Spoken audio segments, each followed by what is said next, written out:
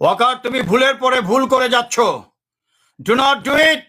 আমি কিছুক্ষণ আগে জানালাম যারা রক্ত দিয়েছে এবং এই ছাত্র জনতারা সমন্বয়ক পরিষদের মাধ্যমে সরকার গঠন করেছে। তুমি কিসের মিটিং করেছো? কিসের রাজনীতিবিদ? রাজনীতিবিদ ছিল না বলেই আজকে কোমলমতি ছাত্র এবং সাধারণ জনগণ আজকে রক্ত দিয়ে এই দেশ স্বাধীন করেছে। স্বাধীন এখনো হয়নি, হাসিনা মুক্ত হয়েছে, কিন্তু তুমি কি করছো? সেই মুক্তটাকে আবার কেড়ে নিচ্ছ।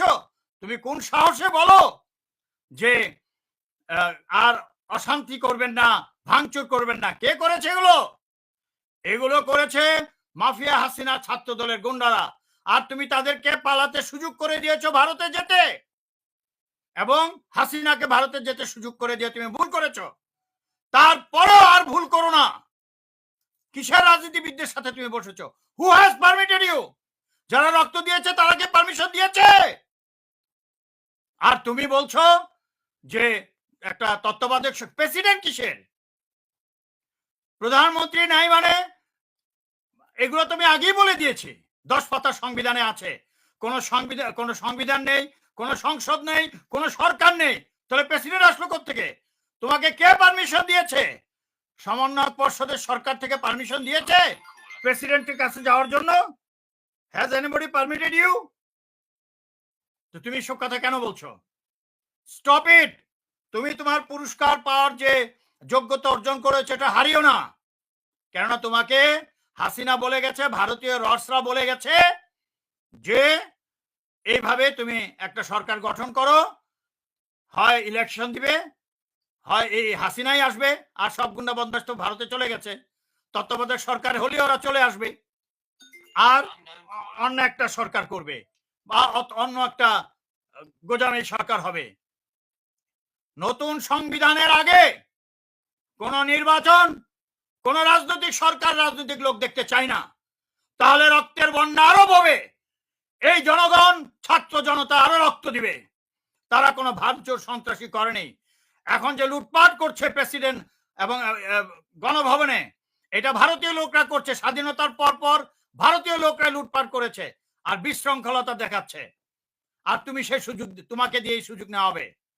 কোনো সুযোগ নেবে না। রাষ্ট্র এখন চলছে সমন্বয়ক পর্ষদের মাধ্যমে, তারা সরকার গঠন করেছে। তোমার এসব বাতিল। তুমি যদি কথা বলো দেন আইল স্যাক ইউ নাও। আমি এখনই তোমাকে বরখাস্ত করব এসব কথা বললে। তুমি যোগ্যতা অর্জন করেছো গত 3-4 দিন, ওটাকে ধরে রাখো। Do not try. তুমি কি বলছো? আমরা শান্তি নিয়ে আসবো, কথা দিচ্ছি। তুমি কে কথা দেবার? যারা রক্ত দিয়েছে তারা জনগণের কাছে কথা দিয়েছে, ওই 10 পাতা কথা দিয়েছে।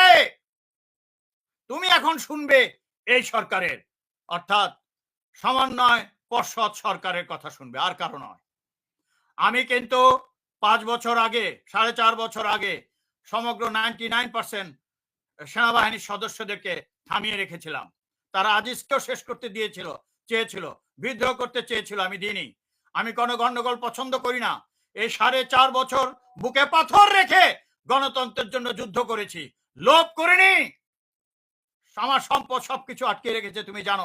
তুমি জানো যে গত সেনাপ্রধান এবং হাসিনা, তারেক সিদ্দিক, মাফিয়া ডন তারেক সিদ্দিক, তারা চেয়েছিল আমার সাথে আপোষ করতে। আমি কি করেছি?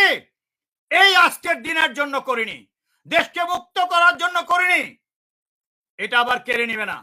তাহলে কিন্তু এবার সেনাবাহিনীর সদস্যরা যারা আমার নেতৃত্ব মানে 99.99, তুমি তো এতদিন হাসিনার সেনাপ্রধান ছিলে ভারতের, এখন বাংলাদেশের সেনাপ্রধানের মতো ব্যবহার করো, behave like that.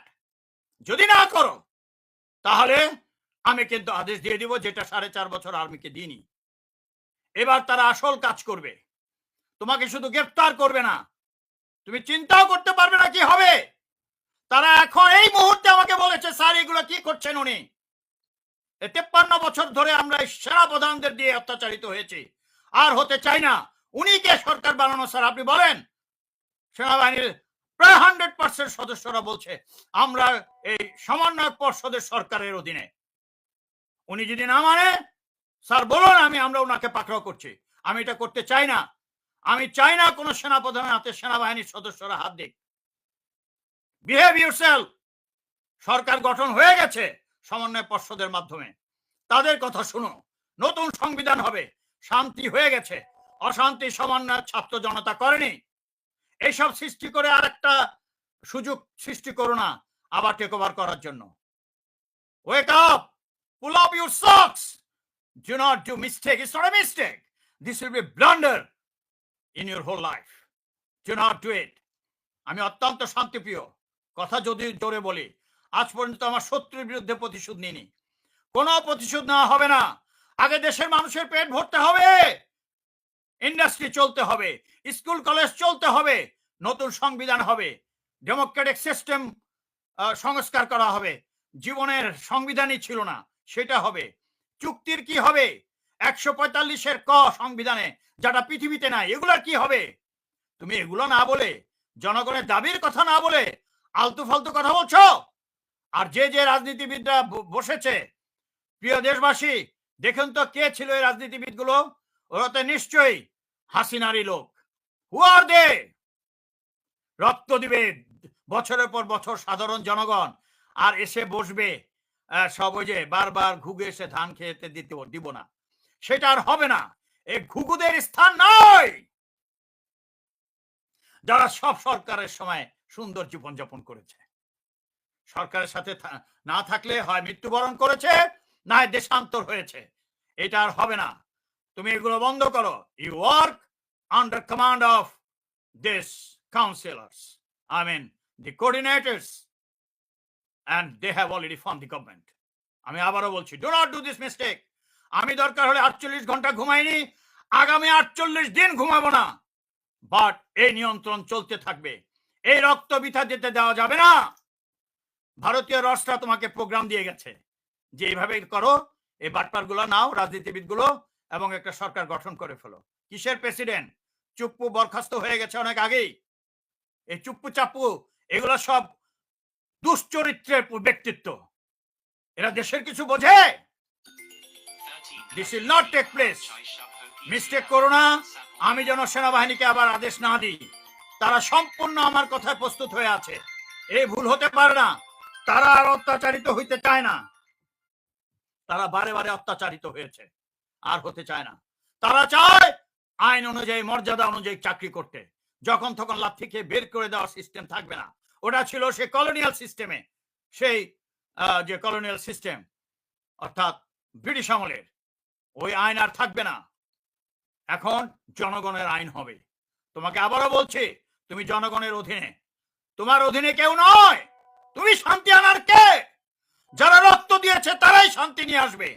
Stop this nonsense. Do not follow this Indian Rots strategy, a horrible, terrible strategy. গত 52 বছর তারা 53 বছর ধরে আমাদের শোষণ করেছে। আবার ওটাতে ঢুকলে জনগণ, সামরিক বাহিনী তোমাকে ছাড়বে না। I am telling you, stop it. Thank you.